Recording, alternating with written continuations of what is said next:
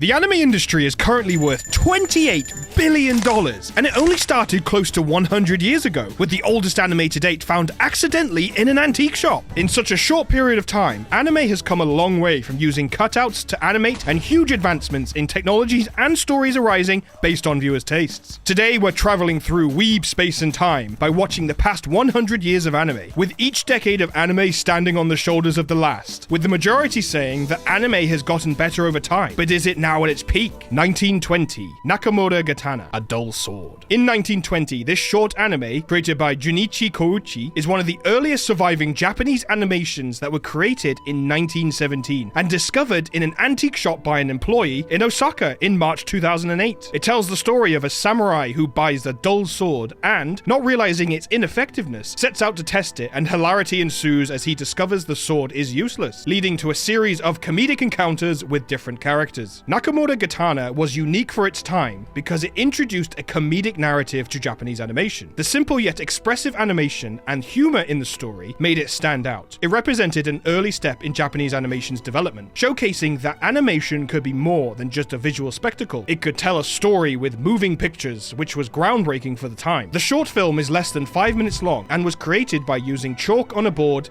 taking a photo using one of these cameras, which were in production during World War II, and erasing the work, redrawing the next scene entirely until the old film plates could be put together to create a motion picture. There was one problem with this method though. The dull sword has no sound, which our next decade added. 1930, Chikara to Honor no Yona Naka, Within the World of Power and Women. Jumping 10 years ahead to 1930, and a subject matter more serious than a dull sword. This short film was directed by Kenzo Masaoka. The plot of this story follows the protagonist, a father of 4 children and his wife. The father is unfortunately mistreated at his home, and to make matters worse, he's unhappy with the woman he married, even though it's translated that his wife has an extraordinary physique and a lustful allure to her. Ooh. So the father decides to have an affair with the typist at the company he worked for. I didn't know what I was expecting looking at some of the earliest anime made that shaped the industry, but this wasn't it. These mans ain't loyal. The existence of this film is thought to be lost due to the absence of the clips in this segment. It's impossible to find. Also because the audio from the film is also missing, despite this anime being the first anime to use voice acting, all that remains are a few screenshots of scenes from the film, which are also very few. Booting up the Audacity or using your smartphone obviously wasn't an option back in the 1930s. There are some documents about using magnetic tape to record voice, but I can't say for sure if this method is the method that was used in Japan. The history and making of this film is still unfortunately lost to time, but we may see it show up in an antique shop like the dull sword. The addition of sound would have been mind-blowing, like this tropey fantasy anime we get now, where an elf points at a television and says, "What is that magic light box and moving images, ada?" It was absolutely a significant technical leap. The use of synchronized sound also allowed for more complex storytelling, bringing new depth to the characters and narrative. It showed that animation could be a platform for exploring mature themes, paving the way for future anime to tackle a wider range of topics. And speaking of other subjects to cover, we now venture into one of the first anime that covered wartime context and propaganda. 1940, Momotaro Umi no Shinpei. By 1940, Japan was engaged in World War II, and anime became a tool for propaganda. Momotaro Umi no Shinpei, directed by Mitsuyo Seo, is one of the earliest Japanese feature-length animations that's just shy of being an hour and 15 minutes long. A huge leap from the previous 5-minute short films. It features Momotaro, a popular folk hero leading a group of animal warriors in a battle against the enemy forces. This film heavily promoted Japanese nationalism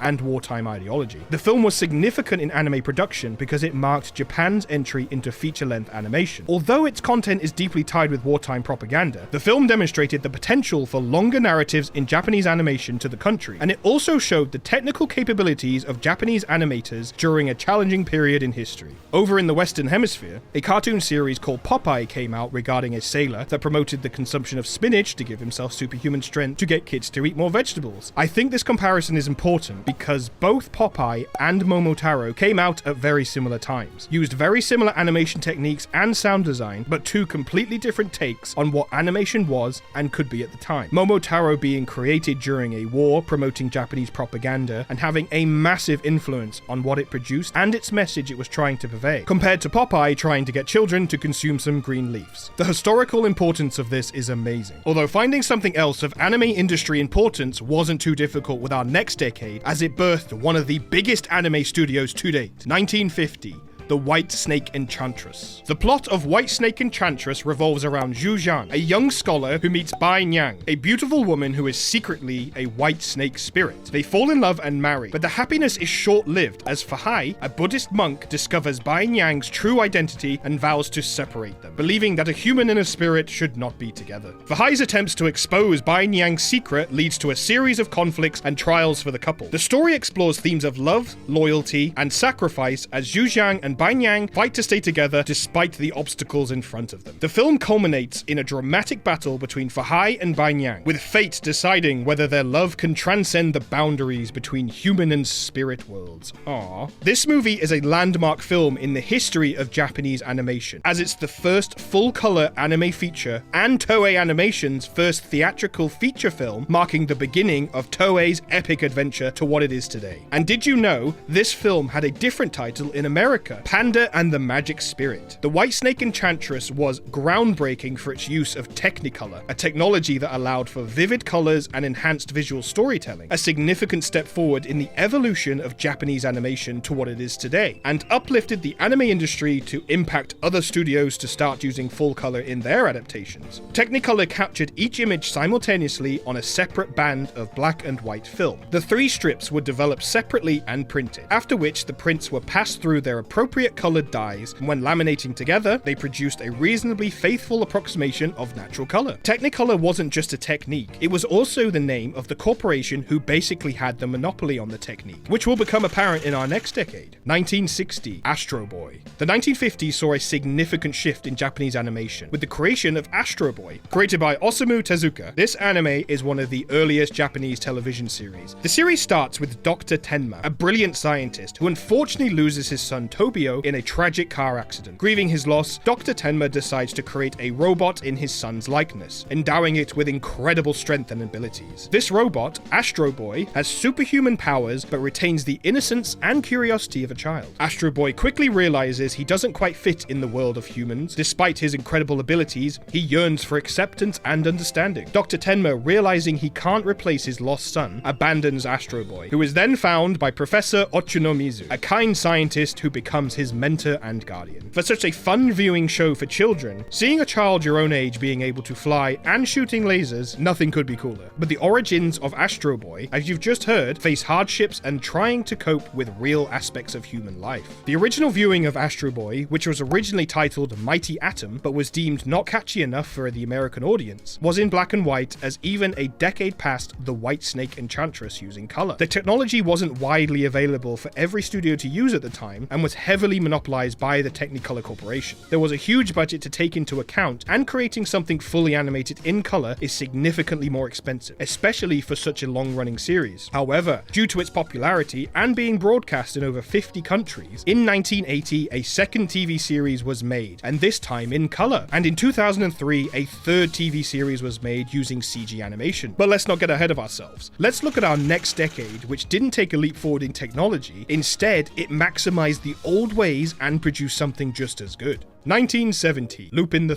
The 1970s saw the anime industry boom with vibrance and color, and the debut of Lupin III was nothing short of that, and still to this day is a beloved classic. Created by Monkey Punch, the series follows the adventures of Arsène Lupin III, a gentleman thief, and his companions as they pull off elaborate heists and outsmart their enemies. Known for its stylish animation and wacky characters, the show became an instant hit. And it was revolutionary because it combined action, comedy, and a touch of romance into a cohesive and engaging narrative. The series' stylish art style and memorable characters made it stand out among other anime of the time. It demonstrated that anime could appeal to a broader audience, with its blend of adventure and humor attracting fans of all ages. Fun for the whole family. The 1970s saw the anime industry boom with vibrance and color, as the coloring technique became more mainstream and budget-friendly with other popular shows, such as the original Devilman that Netflix adapted, and even the start of the most popular Japanese anime character before Pikachu, Doraemon. However, Lupin III took it back a step from the new technology and used traditional cell animation, a method that involved hand drawing and hand painting each frame on transparent celluloid sheets, and once the key animation and in-between frames were drawn on paper, the outlines were traced onto transparent cells using ink or special markers. The cells were then hand painted on the reverse side with specialized acrylic paints. Each color was applied separately, allowing for a vibrant and consistent appearance. This process was labor-intensive and required skilled artists to ensure accuracy and quality. The 1970s were, in my opinion, the true boom of anime. So many colourful masterpieces came out that are still rewatched today and hold up against newer shows because there was no lazy method back then. It had to be painstakingly drawn regardless of the technology used, so there was always a high quality of work. Unlike majority of shows today, they could be done digitally and you can tell straight away whether it had a high budget or not. And if 1970s were the boom of anime, then this next decade was certainly the height of sci-fi. 1980, Fist of the North Star. Known in Japan as Hokuto no Ken, is an iconic anime series that made its debut in 1984. Not Toei's first anime, but certainly one of its most renowned. Created by Bronson and Tetsuo Hara, the series is set in a post-apocalyptic world where society has collapsed, and the strong prey on the weak. Amidst this chaos, a lone warrior, Kenshiro, emerges as a beacon of hope, armed with a unique martial art known as Hakuto Shinken, a deadly martial art that allows its users to strike pressure points, causing opponents to explode from within. His trademark technique is the 100 Crack Fist, a rapid barrage of strikes that devastates his enemies. As Kenshiro travels through the wasteland, he encounters various warlords and gangs that terrorize the remnants of civilization. His mission is not only to defeat these oppressive forces, but also search for his first love, Yuria, who was taken from him by his former friend and rival Shin. Along the way, Kenshiro meets allies and helps those in need, becoming a symbol of hope in a world where survival is a daily struggle. The series is known for its intense action and graphic violence. It also explores deeper themes of friendship, loyalty, and redemption. Kenshiro's journey is as much about finding his first love as it is about restoring some semblance of order to a broken world. The series' unique blend of action and emotional storytelling made it a standout in the 1980s anime scene and even today. Much like the majority of shows of this decade and surrounding decades, this show used hand-drawn cells and painted backgrounds, with a focus on dynamic character designs and detailed environments. The use of vibrant colors and bold lines helped define the show's distinctive visual style. While the technology wasn't revolutionary, the series' approach to anime and storytelling set a high standard for action-oriented anime. This decade leaned heavily into one genre, and that was sci-fi. During the 80s, when Akihabara was best known for Electric Town, and that influence spread across not just anime, but Japanese culture as a whole. Everything was brightly lit, robotic, and futuristic, way ahead of its time. To name but a few amazing must-watch shows of this decade are Space Adventure Cobra, Arcadia of My Youth, Crusher Joe, Genesis Climber Mospiada, Macross Do You Remember Love, and Vampire Hunter D. The art style of this era was something of a masterpiece. To say Fist of the North Star wasn't a pivotal milestone and key show that inspired some of the world's greatest show is an understatement, which our next decade dives into. 1990, Dragon Ball Z. Now technically this came out in 1989, but I had to include it in the 90s as one of the most iconic and influential anime series of all time. Created by Akira Toriyama, rest in peace you beautiful soul, the series follows Goku and his friends as they battle powerful foes to protect Earth and the universe. Known for its epic battles and unforgettable characters, Dragon Ball Z became a global sensation, but with a questionable fan base. You know who you are. Moving on. Dragon Ball Z was revolutionary because it set a new standard for action anime. The series' intense battles and dramatics, creating a massive fan base that extended far beyond Japan, and the show all original weebs would remember as being their first anime they've ever watched. It popularized the concept of long-running story arcs and inspired countless other shonen anime. The show's success helped solidify anime's presence in the Western market, paving the way for future anime to reach international audiences which no other anime before this has ever achieved. And funnily enough, Western media channels decided to pick up Dragon Ball Z as a complete experimental gig to see if it would even be watched by us lot in the West. With its first air date in 1996, 7 years after its initial release in Japan, But after Cartoon Network's Toonami, it got a huge boost in popularity. Then, due to success of these reruns, Funimation decided to get its hands on it and create the first dub version of Dragon Ball Z, which to this day has one of the best and emotionally raw dub lines in anime. I won't let you destroy my world! It wouldn't be right not to end this segment dedicating it to the creator of Dragon Ball Z, Akira Toriyama, who unfortunately passed away last year on March 8th. Your works, your passion, and your determination literally spread anime across the world, and you won't be forgotten. Thank you, Akira. And just as Dragon Ball Z was heavily inspired by Fist of the North Star, Dragon Ball Z sent shockwaves across the anime scene, which heavily inspired our next series and decades to come. 2000s. Naruto. If you grew up in the early 2000s, you remember the feeling of rushing home from school to catch a new episode, trying and failing to perfect his hand signs in the living room thinking it'll actually work, then debating with your friends whether Sasuke was cool or just edgy. Take me back. But Naruto was more than just epic fight scenes. It was about chasing dreams, proving your worth, and never giving up. It made anime mainstream before we even realized it, with AMVs, cosplays, and way too many kids Naruto running at school. I know you were one of them. And when Shippuden finally dropped, it felt like we grew up with Naruto himself. Sure, the filler era was painful, but we stuck with it because we had to know what happened next. Debuting 2002 and animated by Studio Pierrot, it brought intense martial arts choreography, emotional storytelling, and enough headbands to start a metal detector riot. But what made Naruto so visually distinct at the time wasn't just the fights, it was how they were animated. Naruto used digital ink and paint, a relatively new method back then. The drawings were scanned and colored digitally, speeding up production and allowing for more flexible effects like glowing chakra, motion blur, and actual camera shake. And while the show was produced digitally, Pierrot still leaned into that classic hand-drawn feel. Shadows were painted in thick, bold tones, movements had weight, backgrounds were watercolor textured and full of moody atmosphere, especially in arcs like the Chunin exams or Naruto vs. Gaara. Looking back, it wasn't just a show, it was an era of the best anime, as this is where One Piece and Bleach first started, literally birthing a term all of us anime enjoyers know: the Big Three. And now taking a whole journey to an insane, condensed action story of mystery and despair, our next decade takes the cake. 2010, Attack on Titan. This show became a cultural phenomenon, and one of those anime in such high regard, when someone new to anime asks for recommendations, I guarantee you Attack on Titan is on that list. Created by Hajime Isayama, the series takes place in a world where humanity is under constant threat from giant humanoid creatures called Titans. So much so, the majority of the entire world is ruled by these horrific giants, and the story takes place inside a walled-off city, in hopes that humanity can survive behind this defense. The story follows Eren Yeager and his friends Mikasa Ackerman and Armin Arlet after they experience the horror of what a Titan can do when the colossal Titan kicks a hole in their sacred wall that protects them and then lets Titans run in and take over the city, killing anything they can see, which unfortunately includes Eren's mother. And this ignites a burning hatred inside Eren to join the military to fight back against these terrifying enemies that took his mother and home. Attack on Titan was groundbreaking for its intense action and complex narrative, with its refreshing